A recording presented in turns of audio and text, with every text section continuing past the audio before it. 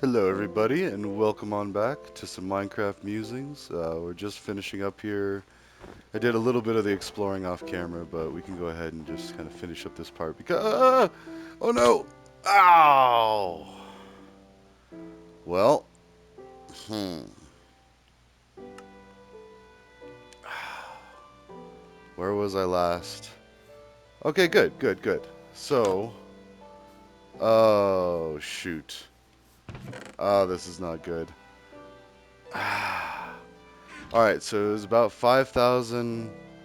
Oh man, this is not good at all. Hold on.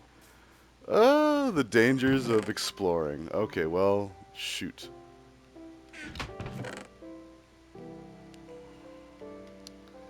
Alright, well, let's get some dirt. Let's go there. I wish I had a map, but it was around 5,000. Okay, I think I know where to go.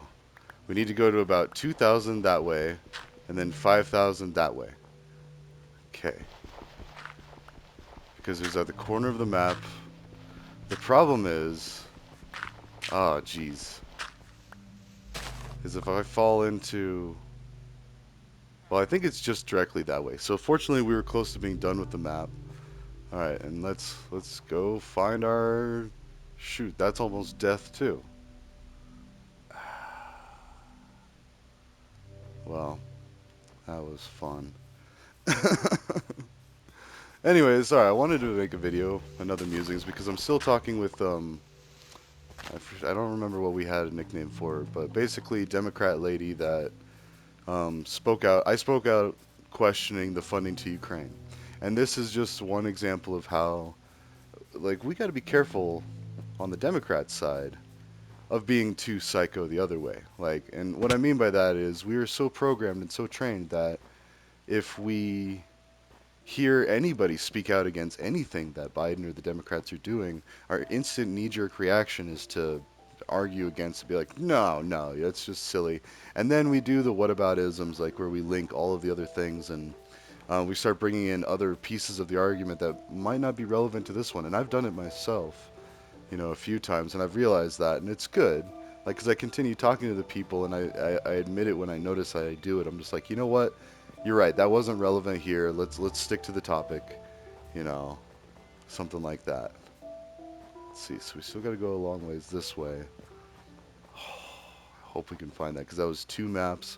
All my good tools. We're far away from. I mean, I could find it if need be, but we are pretty far away from where I can craft new tools. Oh, this is so annoying. All right. But anyways, back to the story about the X app. The X app is so amazing. It's got a lot of use, but there's also, I mean, you gotta know how to use it. And I'm still learning. Like, as far as interacting, engaging with people, I'm trying to make it to where, oh, that's naturally destroyed sugarcane. But trying to make it to where I can engage in peaceful conversation without the first initial like slapping back and forth with words. Like, I mean, almost every time it has to take like a very offensive meme to draw someone out or a very bold statement. Like the one that I got the most interaction on, and that's how I met Soldier and Lawyer, was it was a gun rights meme or something about gun rights. And oh, jeez, now we're getting into the snow. Okay, so I think 2000 is good. Now we just have to go very far south. Yes, and I think it's up in those mountains. And I just have to find my stuff. So I get 5 minutes from when the chunk loads in, because I've reclaimed stuff that from a place that I died like way after I died, but it was only like within that window of when I was at the area. So don't know how to explain it better than that. Let's see. Oh, and then, yep, that's what I was afraid of. We're gonna start having to deal with snow. So nice and easy. Let's not die twice. It's just like any Souls game, you learn the hard way. Like you'll die a lot of times, and you'll lose all your souls or runes or whatever the collectible is that lets you level up and get stronger and better at the game. Um, and you'll lose tons of those, just tons. And it's so devastating a lot of times until you get used to it. I've played several Souls games. I'm actually going back and playing the original Dark Souls, but the remastered version now. Oh, yeah, this is okay. So hopefully a lot of it's frozen. So I think if it's solid snow, it's okay. It's just when it's in between, maybe? I don't know. All right, and there it is. There's all my stuff. So now we got to be careful not to die getting to it. Oh, that's such a relief. Ah, I almost died right there. That felt like it was big enough. Okay, so we've got tool. Gotta get the snowballs. My stack of iron. There's all my tools. And the maps. Okay. So, let's go ahead and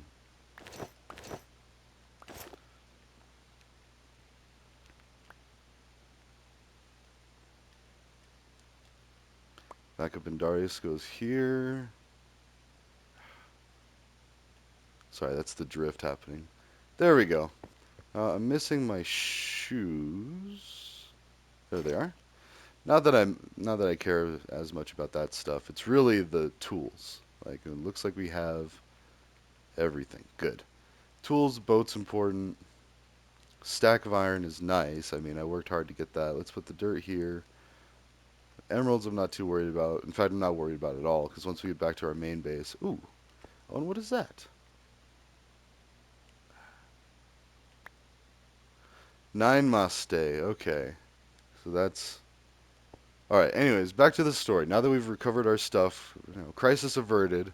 I did lose a lot of my levels, but that's okay. I don't care about the levels. I can always get those back trading.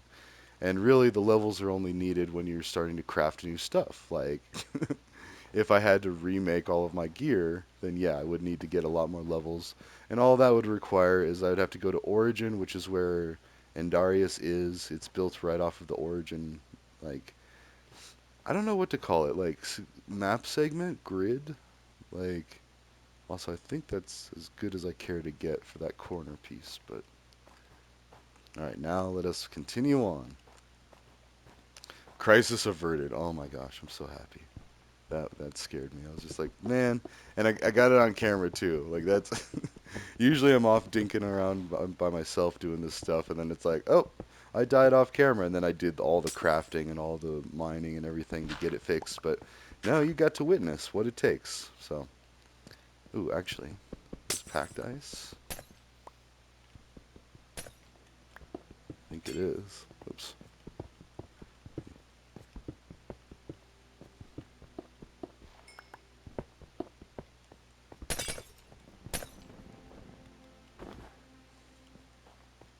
There we go. Okay. Anyways, and we're starting to get more clarification here. Like we're starting to clear things up. Me and see, I don't know what to call her. She doesn't have a distinctive. She's a immigration rights activist. There you go. So immigration, which and I advocate for immigration right reform too. Like I've been theorizing that we could be doing a couple of things different, especially like filing fees. If we change that to a low to zero interest loan, I think that would remove one of the biggest barriers to citizenship. We'll get into talking about that, but this conversation that I'm having with this lady all started because I questioned the funding to Ukraine, and anytime you question it, it's automatic like, oh, you anti-American, or you want Putin to take over, the savage dictator, and all this and blah blah blah. And then Elon said something similar. It was like, well, and that's actually I'm parroting, something he said is like, why is it worth death? Like, is this territorial land? See, that's potential death too. I mean, death in the game, not death in real life. But this is death in real life. A lot of this stuff that's happening over there. And America's in the background, like, sending tons of bombs. And I looked it up. It's actually closer to, I think, $40 billion in actual weapons and money for weapons. The rest is, legit good humanitarian aid, which, okay, just about everybody can get behind that. But it's this military thing. And how does that look to Russia? Like, I mean, just for a second, just blur your eyes and say, ignore whatever Russia's done, because whatever Russia's done, you know, like and I guess that's what I need to find out is like, how is Putin a dictator? How does he? I know I've heard that it's illegal to be gay there, so okay, he's right up there with a bunch of Muslim countries where you can get punished even up to death for being homosexual. Which, yeah, no, it's a problem. I'm not saying it's not, but is it worth the life and death of, the whole give me liberty or give me death? It sounds great on paper, but when it comes right down to it, nobody wants to die for a country. Like, I mean, unless you think that Nazis are taking over, and that's what it sounds like. And part of her debate so far has been, this is right up there with Hitler. Russia's invading all these countries. It's like, no, let's look at what's actually happening. Russia is invading a country that up until recently was part of Russia. It's mixed up in that whole. And don't get me wrong, I still think Taiwan should be its own separate entity. I don't know if it should be its own country or a state or a colony, but given American history and how we started off as a colony and we broke away and we did really good, like, I don't know. Like, the American in me wants to say, yes, that's a good idea. It worked for us. I think it could work for Taiwan. I think it could work for Ukraine. But I also think that China and Russia should take a page out of England's book and keep carrying on and keep, growing and learning their own selves, regardless of whether or not this little, piece of them stays with them. It's not worth people dying over. Is my big point. Oh, there's another pirate ship. Let's go explore this one. Let's actually check this one out. I think this is why it takes me so long to explore places. I'm like, oh, let's go check this out. Let's go take a look. Let's go jump off a cliff and almost lose all our stuff. Actually, I don't even think. Yeah, even we got the extra map that I forgot about. Nine must stay. Let's see. So usually, oh yes, huh. I'll take all of this. Whoops, that drift got pretty gnarly. Actually, you know what? You can keep the lapis, and I think there's usually a couple treasure chests.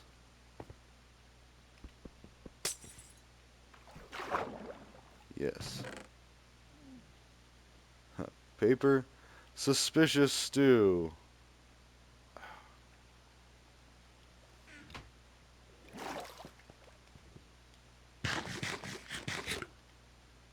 Whee!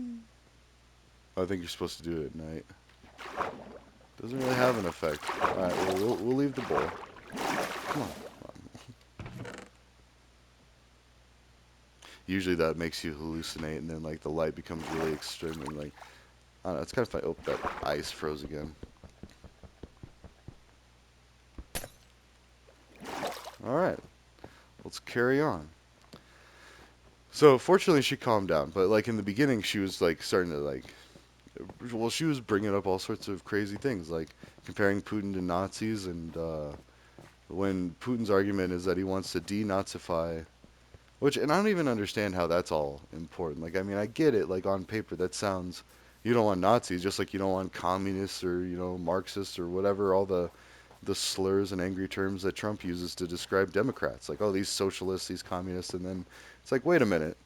You're benefiting from a lot of the same benefits of the socialist aspect of our capitalism, and then, so it's almost like you don't have a leg to stand on there. Like, you're making a boogeyman out of nothing. And I think that Putin's doing the same thing. I think the real truth is Russia didn't want to lose Ukraine. Then they want to at least keep the most profitable places of Ukraine, or some of them, being Crimea, Donbass, and I really need to look up that third one because I remember there was three places when Elon was talking about what Russia wanted. Now, I'm still, long-term goals. Like, I think that we can convince Russia to change enough to be, as close to America, as far as freedom's concerned, to where it's not going to matter who's in charge, who's at the helm, whether it's Russia or whether it's Zelensky. Like, I don't think people will care as long as homosexuality and cannabis, like, or anything else that they're missing from American culture that they want. They don't have to have everything. I mean, I'm not saying we're just the bee's knees with everything, but we were given enough freedom to explore and test things out to where our whole country is a social experiment. Like, our 300 years, not even, remember, it's 1776. And that's just the Declaration of Independence. I don't know when, like, the Constitution was written. I feel like that's a different time. And I'd have to go look it up. I studied this. I took college classes in history.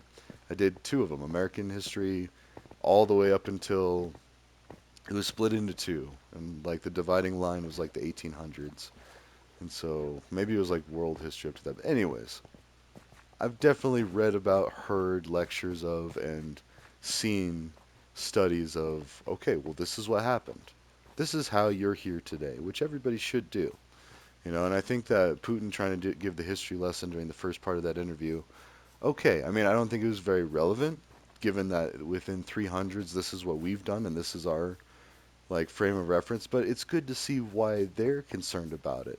Like if they grew up learning these same history books and these histories, then it's important to see, oh, well, yeah. And then I've also seen things about like Alaska being called into question, and Alaska, granted, isn't even the mainland US. It's a gigantic section of land that, there's a lot of value to it, but at the same time, it's just kind of up there. It almost seems like it should belong to Canada, if anything. But that's just me looking at a map and like Canada or Russia. Like the fact that the U.S. has it reminds me of England and the colonies. Like England had colonies all over in India, and in fact, India. When I was in India, I got to see a bunch of the architecture, and it was beautiful. But like the more I talked to locals and stuff, they're like, "Oh yeah, that's from when England occupied us. That's when England built that." It's like, okay, coolsies. Like to a point it's cool, but like did they treat the Indians well? Did they? And my guess is not all that well, because when you're a colony, at least from what I saw from American history, it was like, oh shoot, well, I lost some gold. Oh well, that's what was better that than my tools. You die in lava, you risk losing everything because it just burns up unless it's netherite. Okay, so this is kind of risky. All right, we got that one. So I don't know, but like I said, I'm reaching some clarity with this lady. But the initial knee-jerk reaction was to, oh no, you're a Trump supporter. You want Putin to win, and all of this just because we're so divided down to like, if you're not doing this, you're basically supporting this. And I even told her, I don't think I've showed her the actual screenshot yet, but um, not only are women's rights on the chopping block, like voting rights. Now, not necessarily like Trump wouldn't come out right and say that, but a lot of his followers think that women should not vote, that they're too emotional, that they're too. That's outrageous. I was raised by a woman, like almost single-handed. Ooh, a clock. I mean, we'll take that stuff.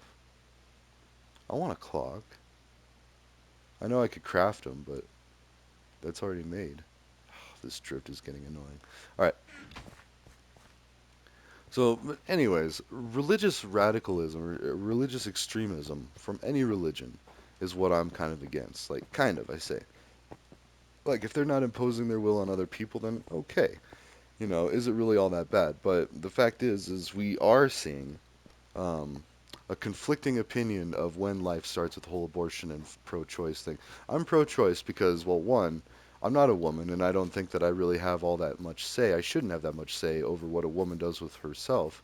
Bodily autonomy, just like how I think adult work should be legalized, like, or at least decriminalized. Like, I mean, what two consenting adults do and what they charge, like that's up to them. I mean, I've seen some very strange things, and it's like, and I think people are honestly doing it just to push the boundaries. Like, I don't even have any good examples, but like I know I've just seen like the strangest odd jobs that some people do and the fetishes they have that where it's not technically like falls under prostitution, but like there's so many. And like I said, I think people honestly do it just to test the boundaries, just to see, well, like, well, okay, well, is this okay? And compensate or negotiate with laws. I don't know. I think a lot of that falls to the parents too. Like if the parents aren't there for proper guidance and to give good advice and to like give insight into these situations, then the kids are left to make these decisions, without that. And they might make some poor decisions or might misunderstand things and some of that stuff there's no going back. I think we're starting to blend into like the transgender thing. And I don't know. Like again, that's like I feel like once you're a legal adult, you can do with yourself what you want to do. But until then, it's really up to your parents. And if your parents don't want you doing it, then okay, maybe you can't do it. Like that's just a harsh reality of the, you know. And I don't want that to sound insensitive. I'm just saying, like, how do you solve it to where you're not overreaching? And because see, that's what a lot of Republicans are afraid of is like the grooming that that people are out there like convincing their kids that they need to change genders or change into the other. When in reality, a lot of times it's the curiosity, but also like the idea that ooh, I can really be this. I can turn into a woman or I can turn into a man, which is not the case yet. We're not there yet with the science, and I think everybody's pretty much in agreement with that. Like, until a man can give birth, technically, you're not going to be like a pure in the purest sense. But then again, it gets into like, how much is okay? Like, maybe they're not trying for that. Maybe they're perfectly aware and they're tired of hearing it said. Like, okay, we get it. We can't give birth, but still, all these other, they can still have very happy lives. And there's a lot of people out there that it works. That's and that should be freedom. I don't know, but again, oh jeez, this is such a dangerous area. We're almost done, and like this is such a cool winter wonderland, but I do not want to die again. Like I was lucky that I just happened to. I remember those coordinates because I was talking about in one of the last episodes. Like 5,000 was. Wait,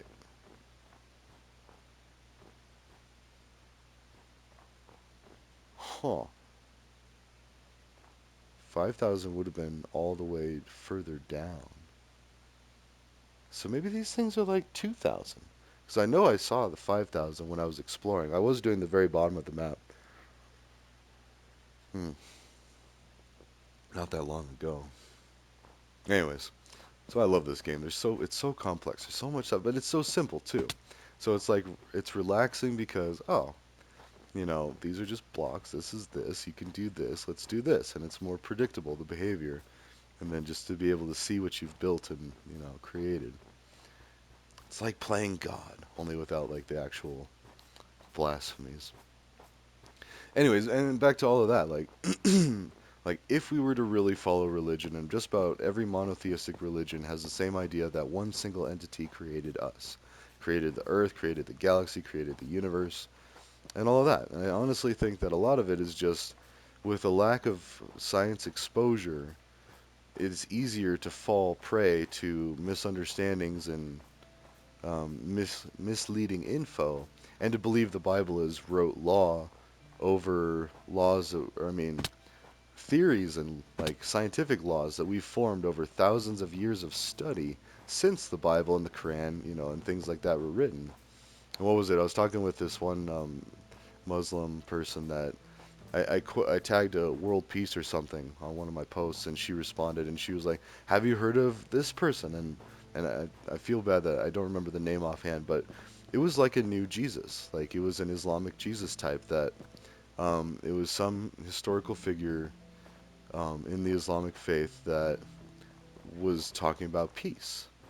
And even Islam itself means peace. And even though, yes, I've heard like a lot of people say now that like it's written to spread by the sword, like you need to make sure, like force people to follow this. And well, okay, let's take a step back. What if they were what we thought? Yeah, this thing's been glitching a little bit.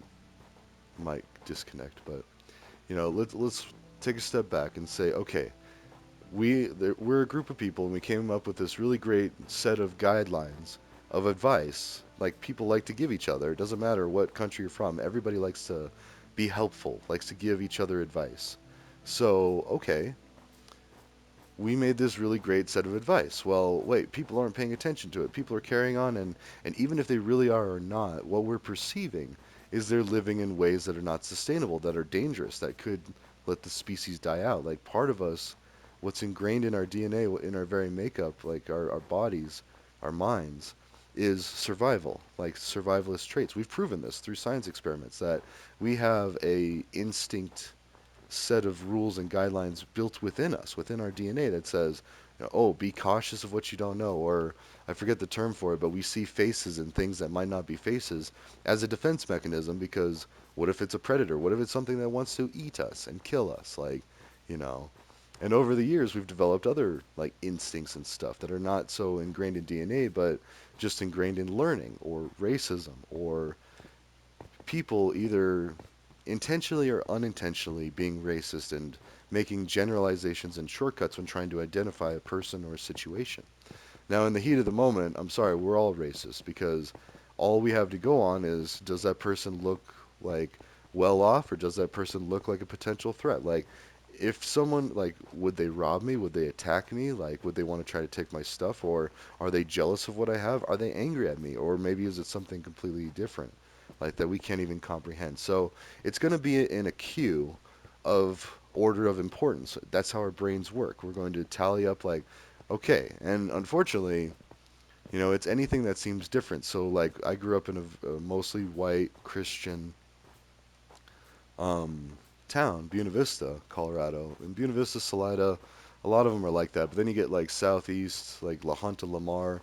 It becomes a lot more Hispanic, and I don't know. And not to say that it's pure like that. In fact, I'm sure it's becoming more intermixed. In fact, we had Indian and Middle Eastern at our place. Like, I'm slowly finding out, like just recently, that one of my closest friends, well, he was actually killed because he was from the Middle East, from somewhere. I don't even know. I don't, and it doesn't matter. I didn't give two rips about him. I always thought, oh, this is my buddy. He. Wait a minute. I should still. Well, I feel like that's a little higher than I should be in the new area before switching maps. But anyways, no, and then the more I think about it, a couple of friends that I had growing up, who's actually a cop up there now, or he was last I checked. We had community college together, and then his brother and I did some stupid things together, and like, so it's just kind of funny. And I think both of them, their names sound more Middle Eastern um, than African. Like, they're very dark skinned, and so I just assumed they were black. Like, but not that I cared. Like, that was just my. They call it lizard brain. So like your primitive brain, or the primitive part of your brain, that's just like, okay, this makes sense because this is this. And then we leave it at that.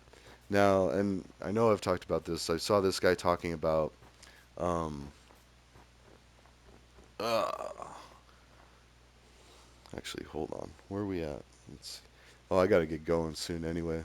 Let's just finish this thought. So, like, this guy was talking about, it's usually intelligent people that are more kind, more accepting of other people and cultures, because they are able to suppress the part of their brain that says, be careful of the foreigner, beware of the foreigner. Like, this person or this situation is different. I don't know. I don't like it. Like, I don't trust it.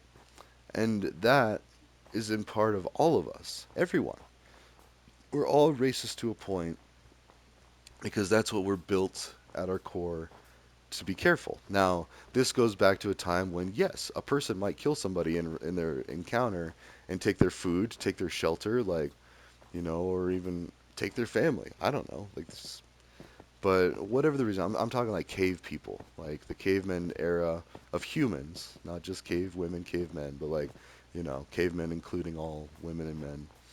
But my point is we used to live in a time where we had to scrounge and scrape and steal and kill, and then even I visited that mafia house in Malaysia. Like, even then, to have a good life, to have a real comfortable life for yourself and for those around you, you had to steal. You had to gamble. You had to like run casinos. Then you had to deal with people when they didn't pay up, and there's a bunch of confusion all around because every person involved in that scenario is just like, wait, I just wanted to win big and live like you guys. I wanted to go play golf. I wanted to have a room where I could go sit and contemplate heaven and hell, which was, I took a lot of pictures and videos of it. It was great. Like, I did a whole tour, and like, our tour guide explained how their concept of heaven and hell, and it was almost identical to ours, like the Christian heaven and hell. It was like there's a place where good spirits go, and there's a place where bad spirits go. Actually, I think she said that the spirits don't even go to hell. Like, you lose your spirit, so you're just a husk down there. But then that almost doesn't make sense. It's like, wait, does the spirit part of me go up there? And then if that's true, and this is a Rick and Morty concept, when they remove the sludge part of their personalities from them, and it's actually another person trapped in like a hell in a ooze bottle. Like, what of that concept? Like, is it humane to let that being exist in such conditions that are like that? Like, I mean, everything I want to say no. I want to say nobody should live in a hellish landscape or a hellish place, like, ever, no matter what they did. And that's why I love Lucifer. Yes, we're ping ponging like crazy, but because I'm wrapping up here and all that. But Lucifer, the TV show on Netflix, this is major spoilers, but let's just say there is a therapist for the damned, and you should go watch that show. I won't say much more than that, but the concept is people get sent to hell until they're not. They still have a chance to redeem themselves afterward. And I feel like that's a part that's been missing from Christianity because otherwise left like that, it's kind of terrorism. It's like, here, you need to accept Jesus as your Lord and Savior. You need to, worship him, praise him, sing songs about him, and devote your life to him. Basically do a blood pact with this person that's been dead for 2,000 years, who people claim was actual God incarnate, or you go to hell for eternity and you never return to that. Never. Like, that sounds very childish, and I don't think any creator would ever have it that way. I think that, even, and this is just my interpretation, and I studied the Bible growing up, and I didn't see it much in there. It's like, oh, but you only stay there for 5 years if you do this, or it's like a prison, and then once you've learned your lesson, or you actually change, or you make amends, then okay, you get let out and you get to go join the rest of the souls in heaven. Like, I feel like if there's even a heaven and hell, that would make more sense. And even if not, it would make more sense to tell people that, because otherwise you're basically scaring them in there. And then you get into Gus Fring. He's like, I don't believe fear to be a proper motivator. Like, he didn't want Walter to join him out of fear. He wanted to join him out of business and loyalty, which it still ended up all bad all the way around. And you should go watch that show as well. But he makes a point. People are going to do different work. They're going to like you or hate you or resent you based on how you recruit them. And we're finding that out with corporate America today. And I think we should better stop here. But so yeah, so all those things definitely worth talking about. But I gotta go. I gotta get to work. Ugh, I'm sick, so I'm working from home today. But I got the old strep, but I don't feel bad, so I'm gonna keep doing work. So, ta ta for now, and I will see you in the next one.